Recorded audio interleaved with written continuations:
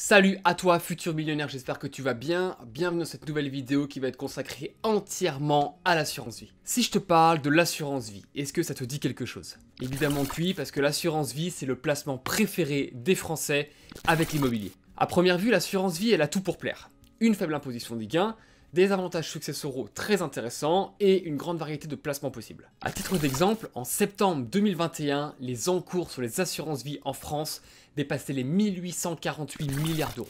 Alors pourquoi j'ai décidé de faire une vidéo entière sur l'assurance vie? Tout simplement parce que la plupart des gens connaissent le mot assurance vie, par contre ils savent pas ce que c'est réellement en détail, et ils connaissent pas les avantages et les inconvénients de l'assurance vie. Alors comment ça se passe généralement, donc pour la plupart des gens qui n'ont pas d'éducation financière, pas d'intelligence financière? Donc c'est des personnes qui ont un petit peu d'épargne, un petit peu d'économie de côté, ils vont prendre un rendez-vous avec leur banquier, donc ils vont échanger ensemble sur le futur de l'investisseur, sur ce qu'il veut faire avec son argent, comment le faire fructifier. Et le plus souvent, le banquier va proposer une assurance vie, et généralement l'investisseur, il a déjà entendu ça, mais il ne sait pas vraiment ce que c'est, donc il va dire « Ok, je vais lui faire confiance ». Et suivre ce que te dit un banquier ou un gestionnaire de patrimoine sans comprendre dans quoi tu investis, pour moi, personnellement, c'est la pire erreur. Et c'est exactement le but de cette chaîne YouTube. Ça va être de démocratiser les finances personnelles, l'économie et l'investissement en général.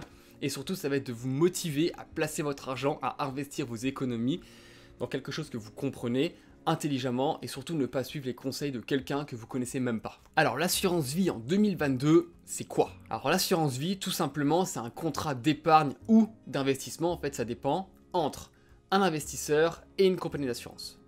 Donc si vous passez par votre banquier ou un gestionnaire de patrimoine par exemple, sachez que c'est uniquement un intermédiaire. Pour t'expliquer concrètement ce que c'est, on va imaginer que l'assurance vie, c'est une boîte. Imagine une boîte en carton, donc Chronopost, Colissimo, peu importe.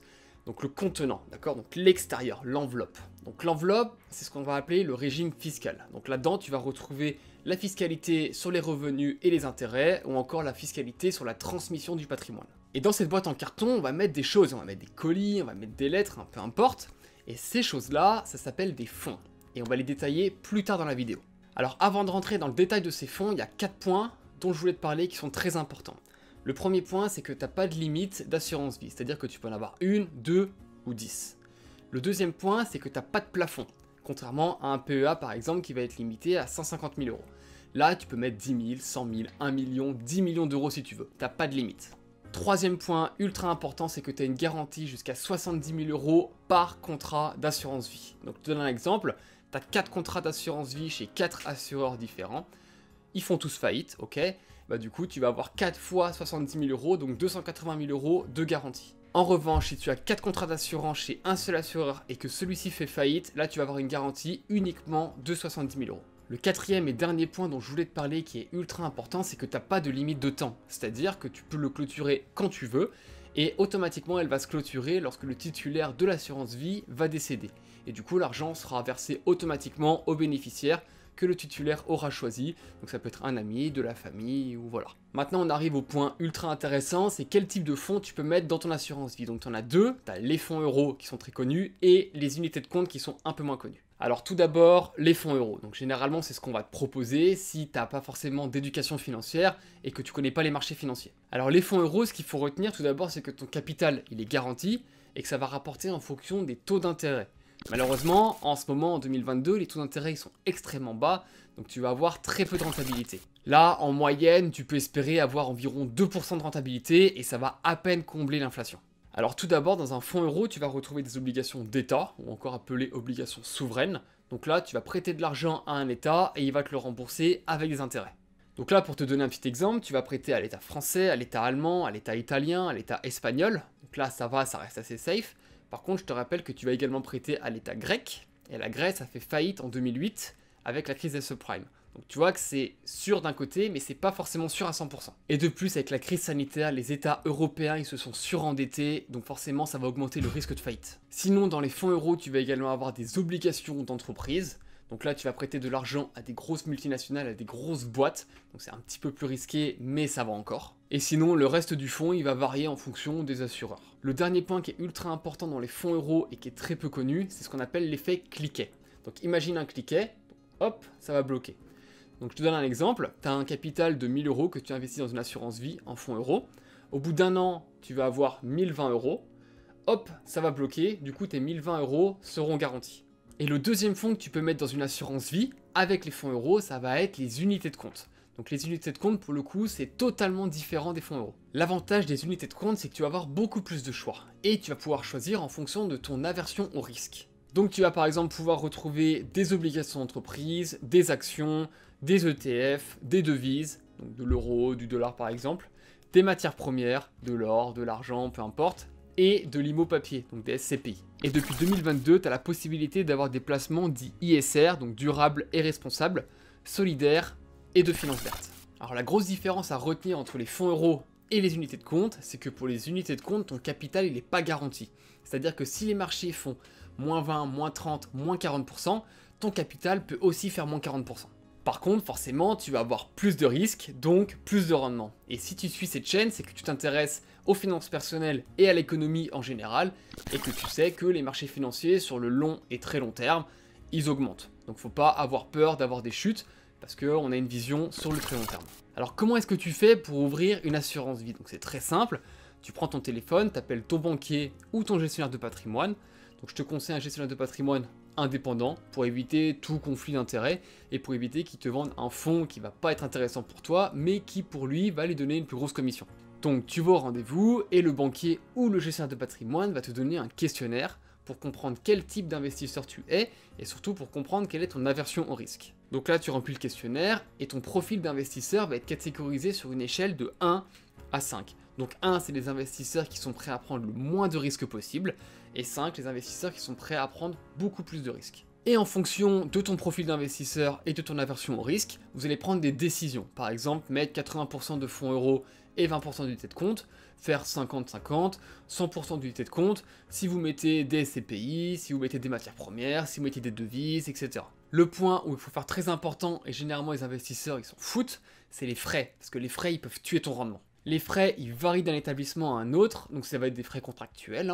Donc pensez bien à lire votre contrat en détail, jusqu'au bout, même les petits astérix tout en bas où c'est écrit en tout petit, parce que vous pouvez avoir des mauvaises surprises. Dernière partie, et sûrement la plus intéressante, ça va être la fiscalité, donc la fiscalité sur les intérêts, et la fiscalité sur la transmission du patrimoine. Alors tout d'abord, quand tu retires ton argent entre 0 et 8 ans, donc là, tu vas être taxé sur les intérêts retirés, sur la base de la flat tax, donc 30%. Donc 17,2% de prélèvements sociaux, 12,8% d'impôt sur le revenu. Donc c'est un peu comme l'imposition des dividendes sur un compte titre. Ensuite, si tu décides de retirer ton argent après 8 ans, donc là tu auras le cas si tu retires en dessous de 150 000 euros ou au-dessus de 150 000 euros.